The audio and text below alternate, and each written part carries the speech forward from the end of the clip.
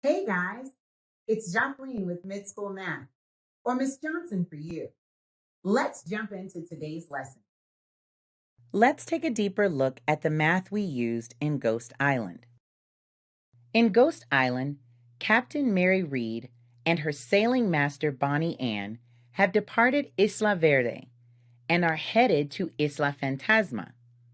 They are working to verify that they are on a direct course to reach Isla Fantasma.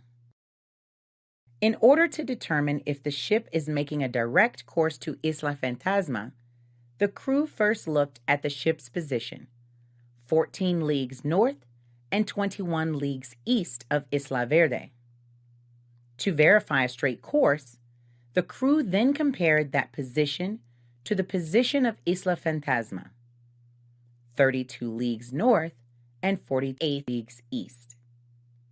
The triangles formed by both positions had a common ratio of 2 leagues north over 3 leagues, meaning the slope of the line formed by the root is 2 over 3. This common ratio told us that all 3 objects were on the same line, and the ship was on course to hit Isla Fantasma.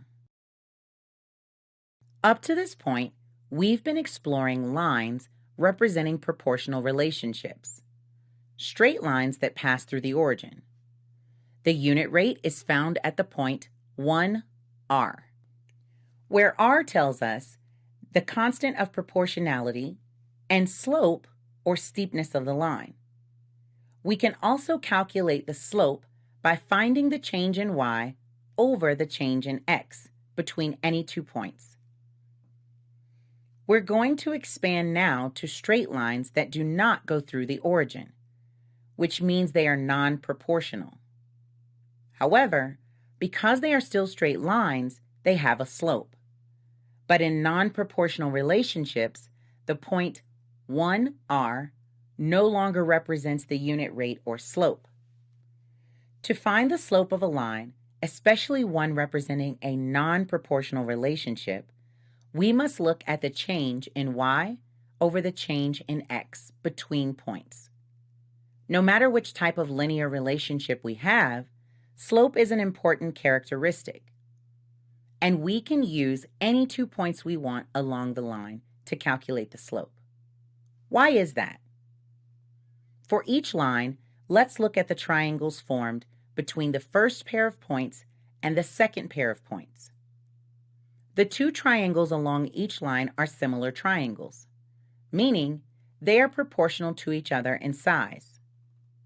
We know the triangles along a line are always similar because the corresponding angles have equal measures. Take a look. In the 2 left triangles, the bottom angles are equal. The right angles at the top are equal, and so are the third pair of angles.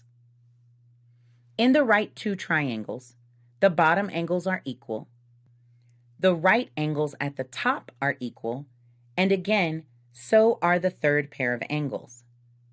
This tells us that the corresponding sides of the triangle are proportional, which means the ratio of the change in y over the change in x, or slope, will be the same no matter which triangle we use. This means that the slope will be the same between all points on a line.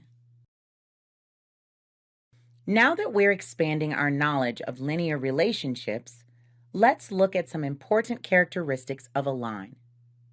One thing we might notice is there are 5 points indicated along this line. Because they are all on the same line, we say the points are collinear. Even though there are only 5 points that are plotted, we need to recognize that there are an infinite number of points along the line. Another important characteristic, which we've talked about already, is slope. This is the rate of change in a linear relationship and represents the steepness of a line.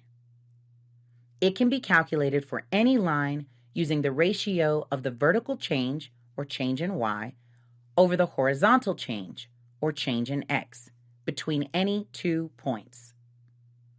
Let's choose 2 points on the line to calculate the slope. We can find the slope by finding the change in y over change in x.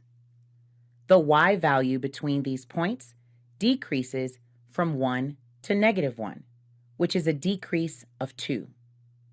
So, the change in y is -2.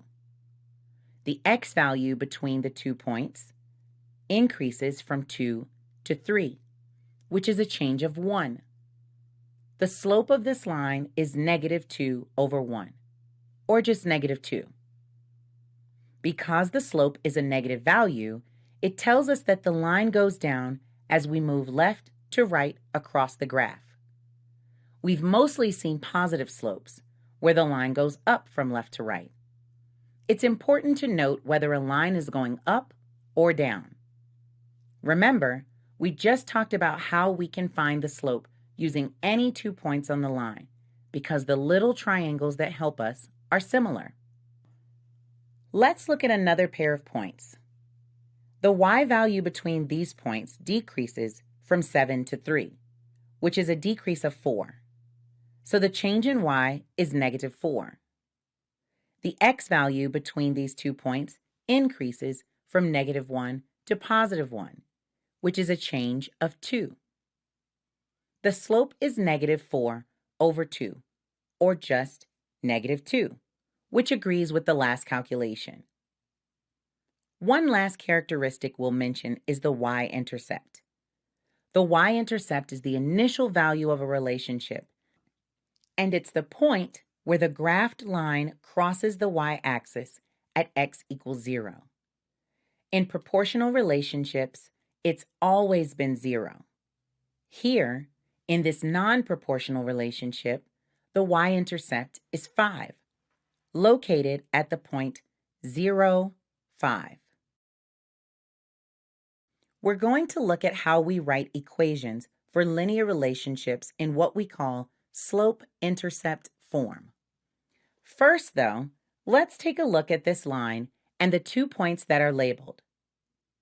Let's see what happens when we find the slope of this line using the ordered pairs we see.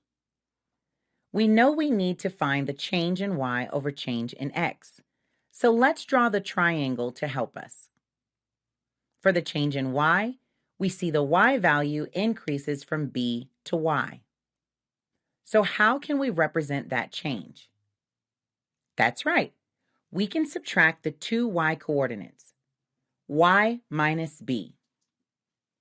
For the change in x, we can see that the x value increases from 0 to x.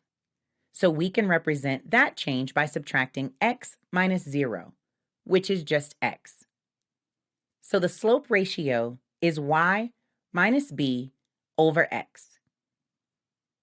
We're going to start referring to slope by the letter m. So now we have m equals y minus b over x. Now we're going to solve this equation for y.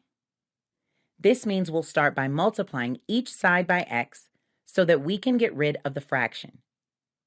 Now to solve for y, we can add b to both sides. The minus b and plus b cancel and make 0. Now we have y by itself. If we rearrange this equation a bit, we get y equals mx plus b. This is what we call slope-intercept form. This is the equation for linear relationships, where m represents the slope or rate of change, and b represents the y-intercept or initial value. The y and x represent the dependent and independent variables, or the input-output values of a relationship. Let's write the equation for the line you see here. We might first see the y-intercept, or b. It is where x is 0 and where the line crosses the y-axis. Here, it is at 0, 2. So we put in 2 for b. Next, we can find the slope. The y values go from 2 to 4, which is a change of positive 2, and the x values go from 0 to 4, which is a change of positive 4. So the slope is 2 over 4, or 1/2. So we can replace m with 1/2. The equation of this line in slope-intercept form is 1/2 x plus 2.